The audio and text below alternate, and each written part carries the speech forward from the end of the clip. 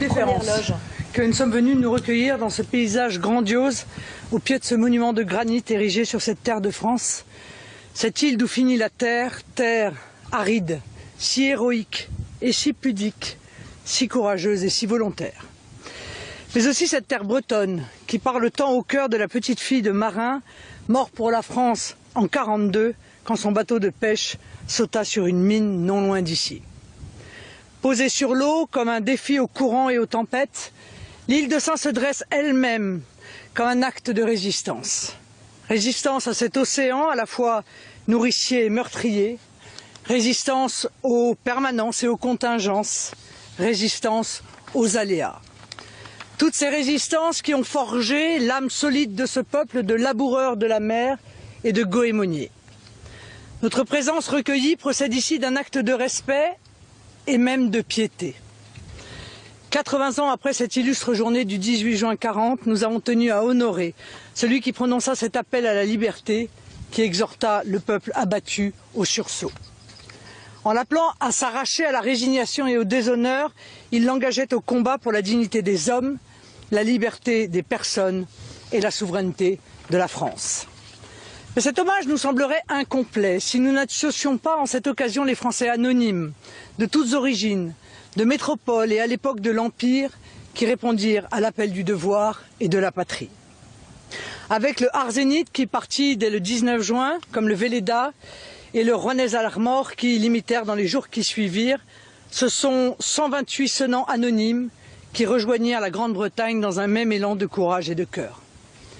Ils ralliaient un général rebelle qu'ils ne connaissaient pas, une voix inconnue qui parlait au nom de la France.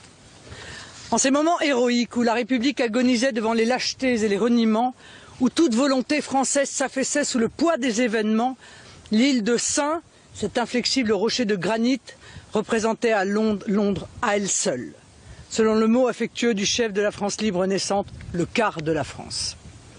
Le plus jeune de ces héros avait 14 ans et le plus âgé 54.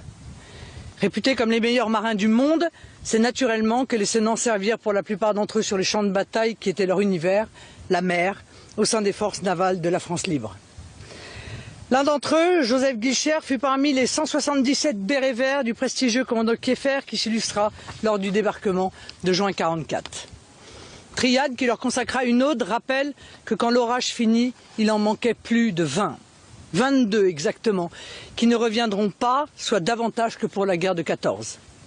Au prix de leur vie, s'appliqua la sentence des héros qui ont donné à la patrie, ici gravée dans la pierre de Bretagne, Kentor Mervel, plutôt mourir.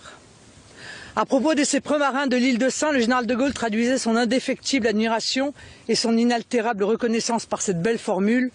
Leur honneur fut d'avoir toujours porté secours aux marins. En juin 1940, l'île de Sein tout entière a porté secours à la France. Les femmes de l'île prirent leur part en palliant par leur travail l'absence des soldats et s'habillèrent de noir durant toute l'occupation pour prendre le deuil de la France. Ce comportement de cette France héroïque valut à l'île d'être fait compagnon de la libération, glorieuse haute distinction qu'elle a l'honneur de partager avec seulement 5 autres communes de France. À l'heure où notre pays est soumis à une dépossession sourde qui met en péril son unité, son indépendance, sa souveraineté et même sa stabilité, l'engagement des marins patriotes de l'île de Sein nous encourage à l'action. Il nous rappelle que l'adhésion à une noble cause n'a de sens que par l'action qui l'accompagne, que l'histoire s'écrit avec l'énergie et parfois le sang des hommes et que la liberté n'est jamais immuable. Ces héros, humbles citoyens de France qui avaient épousé la cause du salut national, savaient, avec leur chef, le général de Gaulle, que, dans les circonstances graves pour le pays, le fléchissement eût entraîné l'effondrement. C'est pourquoi, à l'exemple de ces valeureux aînés, nous, dont l'engagement doit inspirer notre action, j'appelle tous les patriotes à rejoindre le mouvement de redressement national, ce mouvement vital qu'attend le pays. En ces temps où la résignation devant l'adversité et pire devant les dangers neutralise les volontés, à l'heure où le fatalisme et l'individualisme détournent les énergies salvatrices, la puissante devise gravée sur ce monument, le soldat qui ne se reconnaît pas vaincu a toujours raison, ne peut que lever les doutes de celui qui se bat pour une juste cause. Pour l'avenir, Pour le sursaut national auquel nous travaillons, pour le rassemblement du peuple français auquel nous œuvrons, je veux y voir la ligne de conduite qui nous mènera à l'unité, à la paix, à la liberté et à la justice pour notre nation. Gloire aux héros de la France libre, vive la République et vive la France.